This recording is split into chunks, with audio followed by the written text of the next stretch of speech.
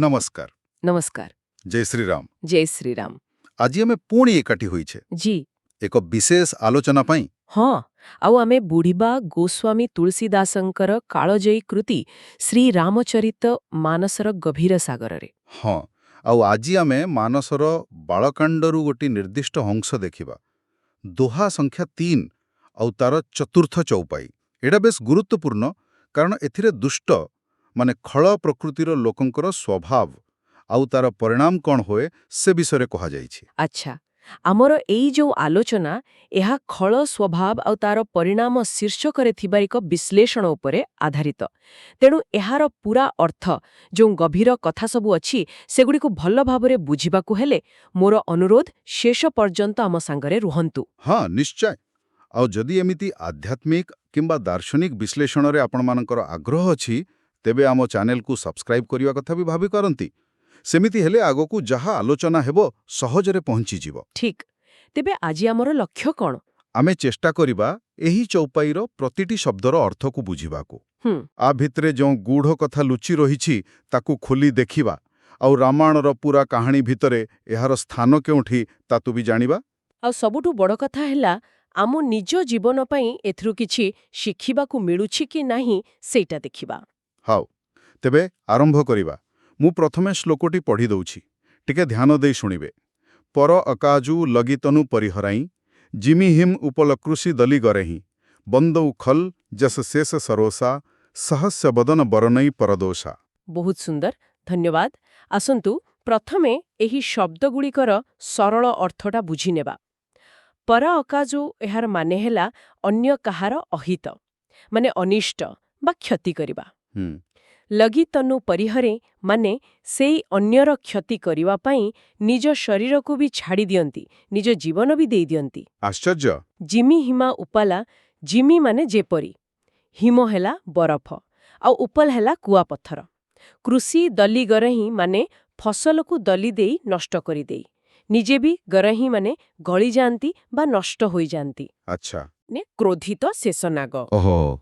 सहस बदन बरनई माने हजारे मुहरे वर्णना करंती पर दोषा अन्यमानकर दोष बा त्रुटि।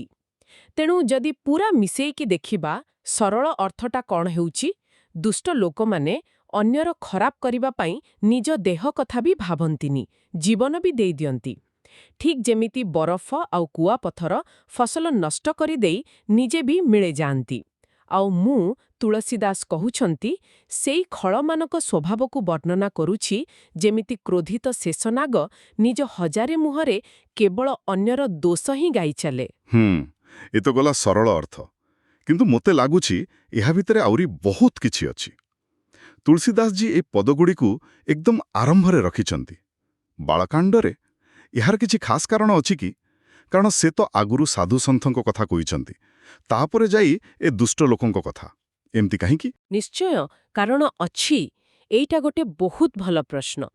देखंतु तुलसीदास जी केमिति करुछंती आगे आलुओ देखौछंती तापरे अंधार आगे संथंकर स्वभाव बुझी सारिला परे जाई खेल लोकंकर जो विकृत स्वभाव तार भयावहता आहुरी बेसी बारी हेई पड़े। आउ से जो प्रथम धाड़ी कहिले पर एका जो लगी तनु परिहरेई एइटा खाली गोटे लाइन नुहे एहा भितरे गोटे भयंकर मानसिक विकृतिर इशारा अछि।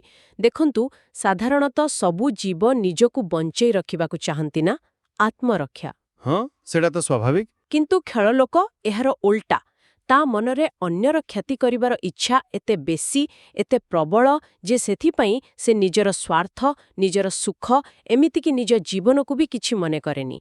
एहाको कहिरब गोटे नेगेटिव डेडिकेशन नकारात्मक समर्पण बा ए शब्दटा बहुत शक्तिशाली। जेमती परोपकार रे लोक निजको कष्ट दे अन्यर भल करे। हाँ एठी ठीक तार उल्टा निजको नष्ट करी अन्यर खराब करिबा। एकदम सैया। तेबे काहींकी करंती समाने एमिति कौन थाए एहा पछरे?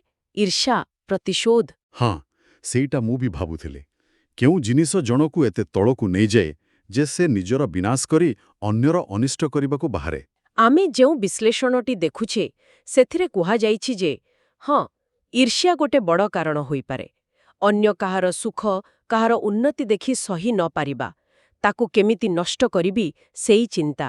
ଆଉ ପ୍ରତିଶୋଧ ନିଶ୍ଚୟ କିଛି କ୍ଷତି ହେଇଥିବ ବା ଅପମାନ ମିଳିଥିବ, ତାର ବଦଲା ନେବାକୁ ଯାଇ ଲୋକ ଏତେ ଅନ୍ଧ ହେଇଯାଏ ଯେ ନିଜର କ'ଣ ହବ ସେ କଥା ଦେଖିପାରେନି। ଆଉ ବେଳେବେଳେ ମନ ଭିତରେ ଗୋଟେ ଭୟଙ୍କର ଅସନ୍ତୋଷ ଥାଏ, କିଛି ଗୋଟେ ଶୂନ୍ୟତା। ସେଥିରୁ ବି ଏମିତି ହୁଏ, ଅନ୍ୟକୁ କଷ୍ଟ ଦେଇ ଗୋଟେ କେମିତି କହିବି ବିକୃତ ଖୁସି ମିଳେ। ତୁଳସୀଦାସ ଏହାର ମନସ୍ତତ୍ୱ ଭିତରକୁ ଯାଇନାହାନ୍ତି, କିନ୍ତୁ ବାହାରକୁ ଏହା କେମିତି ଦିଶେ ତାକୁ ପୁରା ସ୍ପଷ୍ଟ କରିଦେଇଛନ୍ତି। ଆଉ ସେଥିପାଇଁ ସେ ଯେଉଁ ଉଦାହରଣ ଦେଲେ ବରଫ ଆଉ କୁଆପଥରର, ଜିମି ହିମ୍ ଉପଲ କୃଷି ଦଲିଗର ହିଁ, ଏଇଟା ବି ବହୁତ ଦମଦାର ଲାଗୁଛି। କୃଷି ମାନେ ଫସଲ, ସେଇଟା ତ ଜୀବନର ସମୃଦ୍ଧିର ଚିହ୍ନ। ତେଣୁ ଏହା ଖାଲି ଫସଲ ନଷ୍ଟ ହେବା କଥା ନୁହେଁ ବୋଧେ। ନା ନା, ଖାଲି ସେତିକି ନୁହେଁ। ଏଇ ଉପମା ଭିତରେ ବହୁତ ଗଭୀର କଥା ଅଛି। ଦେଖନ୍ତୁ, ପ୍ରଥମ କଥା, ବରଫ ଆଉ କୁଆପଥର କ'ଣ ବେଶୀ ସମୟ ରହେ? ନା, ଟିକେ ପରେ ତ ମିଳେଇଯାଏ। ସେଇଆ, ଆସନ୍ତି, ଭୀଷଣ କ୍ଷତି କରନ୍ତି, ଆଉ ଶୀଘ୍ର ନିଜେ ବି ନାଶ ହେଇଯାନ୍ତି। ଏଥରୁ ଜଣାପଡ଼ୁଛି ଦୁଷ୍ଟ ଲୋକଙ୍କ ପ୍ରଭାବ ବା ସେମାନେ ଯେଉଁ ଅନିଷ୍ଟ କରନ୍ତି ସେଇଟା ହୁଏତ ସବୁଦିନ ପାଇଁ ନ ରହିପାରେ, କିନ୍ତୁ ଯେତିକି ସମୟ ପାଇଁ ଥାଏ ଭୟଙ୍କର କ୍ଷତି କରିପାରେ। ଠିକ୍। ଦ୍ୱିତୀୟରେ, କୃଷି ଦଲି କହିବା ଦ୍ୱାରା ଏହା ଖାଲି ଜଣଙ୍କର କ୍ଷତି ନୁହେଁ, ଏହା ପୁରା ସମାଜର ଯେଉଁ ମଙ୍ଗଳ, ଯେଉଁ ପୋଷଣ ବ୍ୟବସ୍ଥା, ଯେମିତି ଚାଷ ଆମକୁ ପୋଷେ, ତା ଉପରେ ଆଘାତ। ସାଧୁସନ୍ତମାନେ ସମାଜ ପାଇଁ ଫସଲ ପରିପରା ପୋଷଣ କରନ୍ତି, ଆଉ ଖଳ ଲୋକ ସେଇ ପୋଷଣକୁ ହିଁ ନଷ୍ଟ କରିବାକୁ ଚାହେଁ। ଆଚ୍ଛା। ଆଉ ତୃତୀୟ କଥା, ଏହା ଗୋଟେ ପ୍ରାକୃତିକ ବିପର୍ଯ୍ୟୟ ଭଳି। ଦୁଷ୍ଟ ଲୋକଙ୍କ କାମ ବି ସମାଜ ପାଇଁ ଗୋଟେ ବିପଦ। ହଠାତ୍ ଆସେ ଆଉ ସବୁ ନଷ୍ଟ କରିଦିଏ। ବାଃ, ବାସ୍ତବିକ ଏହି ଗୋଟିଏ ଉପମାର ଏତେ ଅର୍ଥ ବାହାରୁଛି। ଏବେ ଦ୍ୱିତୀୟ ଧାଡ଼ିକୁ ଆସିବା। ବନ୍ଦୋं ଖଲଜସ ଶେଷ ସରୋଷା ସହସ ବଦନ ବରନେଇ ପରଦୋଷା। ଏଠି ଶେଷନାଗ ସହିତ ତୁଳନା, ଆଉ ସେ ବି ପୁନି ସରୋଷା, ମାନେ କ୍ରୋଧିତ ଶେଷନାଗ। ଏହାର ମାନେ କ'ଣ? ଖାଲି ନିନ୍ଦା? ନା, ଖାଲି ନିନ୍ଦାଠୁ ବେଶୀ କିଛି। ଏହା ଦୁଷ୍ଟ ଲୋକର ଚରିତ୍ରକୁ ଆହୁରି ସ୍ପଷ୍ଟ କରୁଛି। ଶେଷନାଗର ହଜାରେ ମୁହଁ, ଏଇଟା ଦୁଇଟା କଥା କହୁଛି। ଗୋଟେ ହେଲା ଦୁଷ୍ଟ ଲୋକର ଅନ୍ୟର ଦୋଷ ଖୋଜିବା ଆଉ ତାକୁ କହିବାର ଶକ୍ତି ଅସୀମ। ସବୁବେଳେ ସବୁଆଡ଼ୁ ଖାଲି ଅନ୍ୟର ଭୁଲ ଉପରେ ହିଁ ନଜର।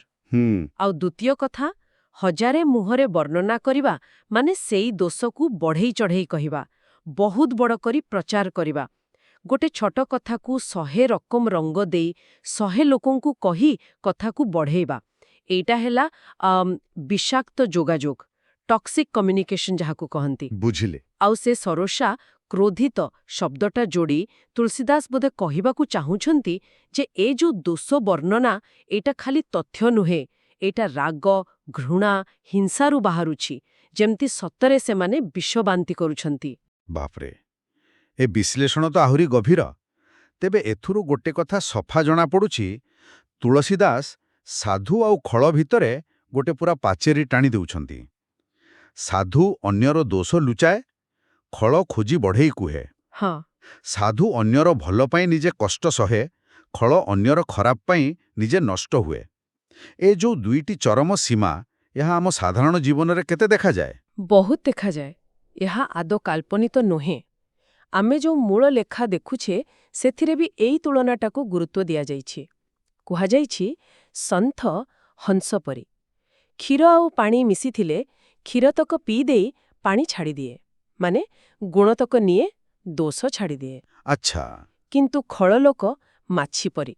ପୁରା ସୁନ୍ଦର ଦେହଟା ଛାଡ଼ିଦେଇ ଯାଇ ଘା ଉପରେ ବସିବ, ମାନେ ଭଲ ଗୁଣ ଛାଡ଼ି ଖାଲି ଦୋଷ ଉପରେ ହିଁ ଧ୍ୟାନ ଦେବ।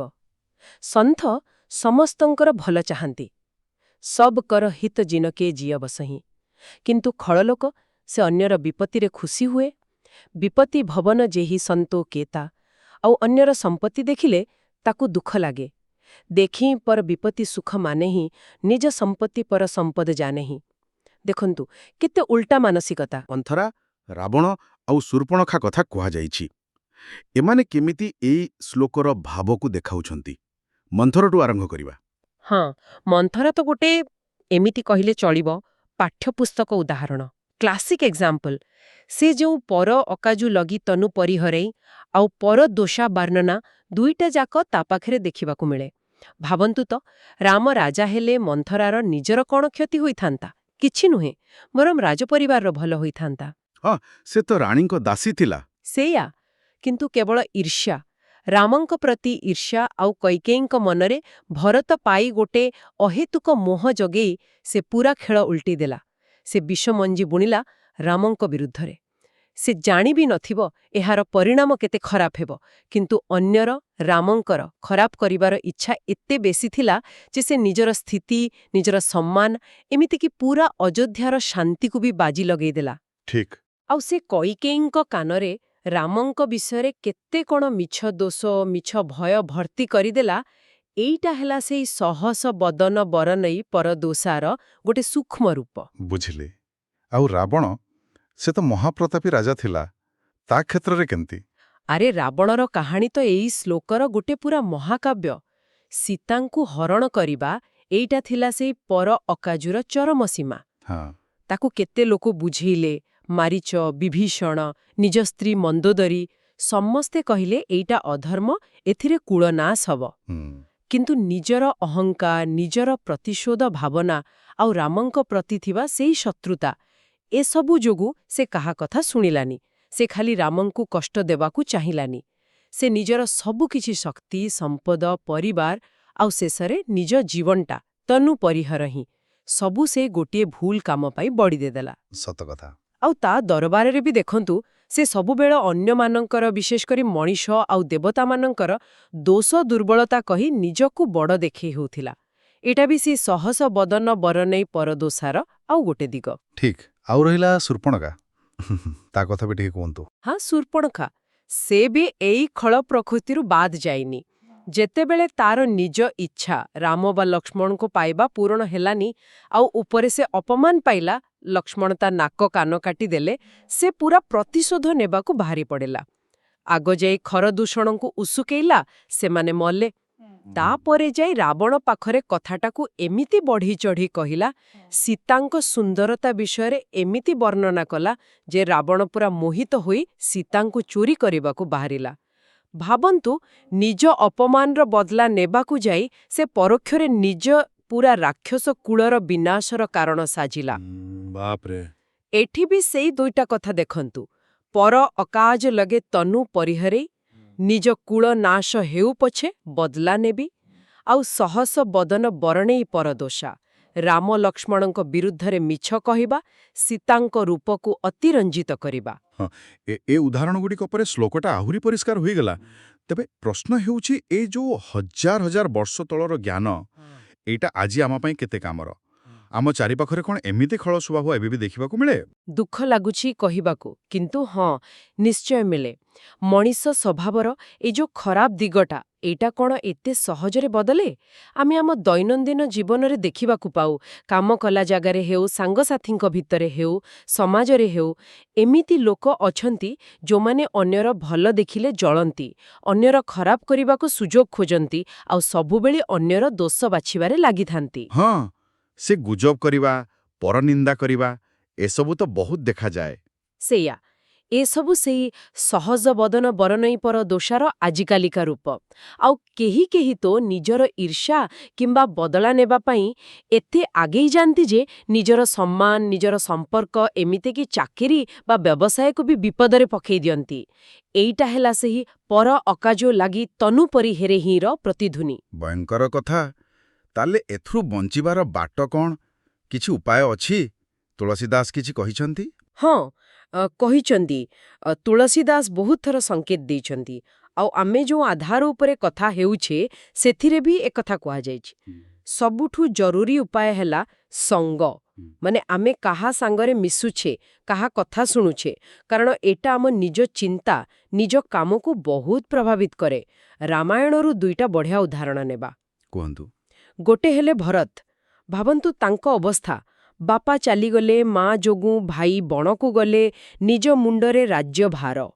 ମନ ବିଚଳିତ ହେବା ସ୍ୱାଭାବିକ। ହଁ, ବହୁତ କଠିନ ପରିସ୍ଥିତି।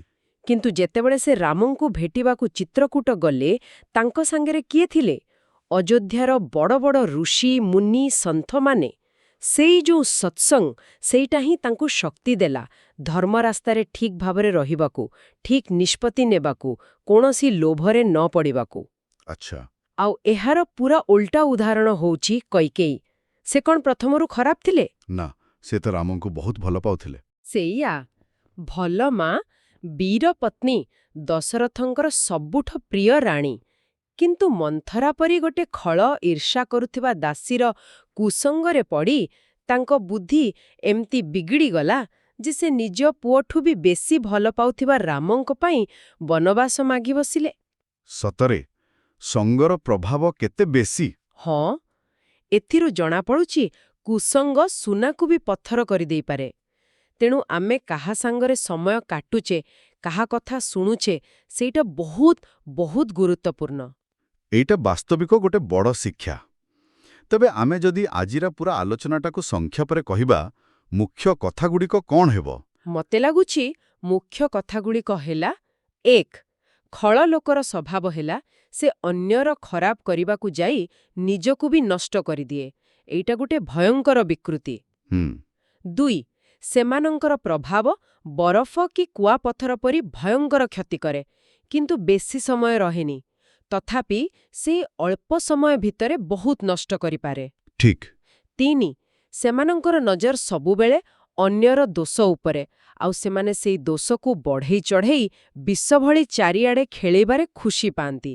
ଯେମିତି ଶେଷନାଗର ହଜାରେ ମୁହଁ। ହଁ। ଆଉ 4. ସଙ୍ଗତିର ମହତ୍ତ୍ୱ। ଏମିତି ଖଳା ଲୋକଙ୍କଠୁ ଦୂରେଇ ରହିବା ଆଉ ଭଲ ଲୋକଙ୍କ ସାଙ୍ଗରେ ମିଶିବା ନିହାତି ଦରକାର। କାରଣ କାହା ସାଙ୍ଗରେ ମିଶୁଛେ ସେଇଟା ଆମ ଚରିତ୍ର ଆଉ ଭାଗ୍ୟ ଉପରେ ବହୁତ ପ୍ରଭାବ ପକାଏ। ବଢ଼ିଆ ସାରାଂଶ। ତେବେ ତୁଳସୀଦାସଙ୍କ ମୂଳ କଥା ହେଲା ସାବଧାନ ରୁହ ଆଉ ଠିକ୍ ସାଙ୍ଗ ବାଛ। ଏକ୍ଜାକ୍ଟଲି। ଆମେ ଯୋଉ ଆଧାର ସାମଗ୍ରୀ ଦେଖୁଥିଲେ ସେଥିରେ ଶେଷକୁ ଗୋଟେ କଥା କୁହାଯାଇଛି, ସତ୍ସଙ୍ଗ ମେ ହିଁ କଲ୍ୟାଣ ହୈ और କୁସଙ୍ଗ ମେ ହିଁ ପତନ। ମାନେ ସତ୍ସଙ୍ଗରେ ହିଁ ଭଲ ହୁଏ ଆଉ କୁସଙ୍ଗରେ ହିଁ ଖରାପ ବା ପତନ ହୁଏ। ଏଇଟା ଖାଲି ନୀତି କଥା ନୁହେଁ, ଏଇଟା ପ୍ରକୃତ ସତ। ଏହି ଗଭୀର କଥା ସହିତ ଆମ ଆଲୋଚନା ଶେଷକୁ ଆସିଲାଣି। କିନ୍ତୁ ଗୋଟେ ପ୍ରଶ୍ନ ମନକୁ ଆସୁଛି, କେବଳ ଏମିତି ଖଳ ଲୋକଙ୍କୁ ଚିହ୍ନି ସେମାନଙ୍କଠୁ ଦୂରେଇ ରହିଲେ କ'ଣ ହେଇଗଲା? ନା ଆମକୁ ଆହୁରି ଆଗକୁ ଯିବାକୁ ପଡ଼ିବ? ମାନେ ଜଣେ ନିଜ ଭିତରେ ଏମିତି ବୁଦ୍ଧି, ଏମିତି ବିଚାର ଶକ୍ତି କେମିତି ତିଆରି କରିବ ଯେ ସେ ଖାଲି ଅନ୍ୟମାନଙ୍କୁ ଭିତରେ ନୁହେଁ, ବେଳେବେଳେ ନିଜ ଭିତରେ ବି ଯୋଉ ଛୋଟ ଛୋଟ ଖଳ ପ୍ରବୃତ୍ତି ଉଙ୍କି ମାରେ, ଯେମିତି ଈର୍ଷ୍ୟା, ପରନିନ୍ଦା କରିବାର ଇଚ୍ଛା, ରାଗ, ସେଗୁଡ଼ିକୁ ବି ଚିହ୍ନି ପାରିବ ଆଉ ଚେଷ୍ଟା କରି ନିଜକୁ ସେଇ ସନ୍ଥ ସ୍ୱଭାବ ଆଡ଼କୁ ନେଇପାରିବ। ଏଇଟା ବୋଧେ ଆମ ସମସ୍ତଙ୍କ ପାଇଁ ଗୋଟେ ଚିରନ୍ତନ ଚିନ୍ତାର ବିଷୟ, ନାଇଁ କି? ନିଶ୍ଚୟ, ଏଇଟା ବହୁତ ମହତ୍ତ୍ୱପୂର୍ଣ୍ଣ ପ୍ରଶ୍ନ। ଆଉ ଏହାର ଉତ୍ତର ବୋଧେ ସମସ୍ତଙ୍କ ପାଇଁ ଅଲଗା ଅଲଗା। କିନ୍ତୁ ଏହା ଏକ ବ୍ୟକ୍ତିଗତ ଯାତ୍ରା। ଏହାର ଉତ୍ତର ମିଳିବ ବୋଧେ ନିଜେ ପଢ଼ାପଢ଼ି କଲେ, ଭଲ ସଙ୍ଗତରେ ରହିଲେ, ଆଉ ନିଜକୁ ନିଜେ ସବୁବେଳେ ପରୀଖିଲେ, ଆତ୍ମସମୀକ୍ଷା କଲେ। ଠିକ୍। ଆଶା କରୁଛୁ ଶ୍ରୀରାମଚରିତମାନସର ଏଇ ଗୋଟିଏ ଶ୍ଲୋକ ଉପରେ ଆମର ଯେଉଁ ଆଲୋଚନା ହେଲା, ଏହା ଶ୍ରୋତାମାନଙ୍କୁ କିଛି ନୂଆ କଥା ଭାବିବାକୁ ଦେଇଥିବ। ଯଦି ଏ ଆଲୋଚନା ଆପଣମାନଙ୍କୁ ଭଲ ଲାଗିଲା, କିଛି କାମରେ ଆସିଲା ପରି ମନେ ହେଲା, ତେବେ କମେଣ୍ଟ ବକ୍ସରେ ଜୟ ଶ୍ରୀରାମ ଲେଖି ଜଣାଇ ପାରନ୍ତି।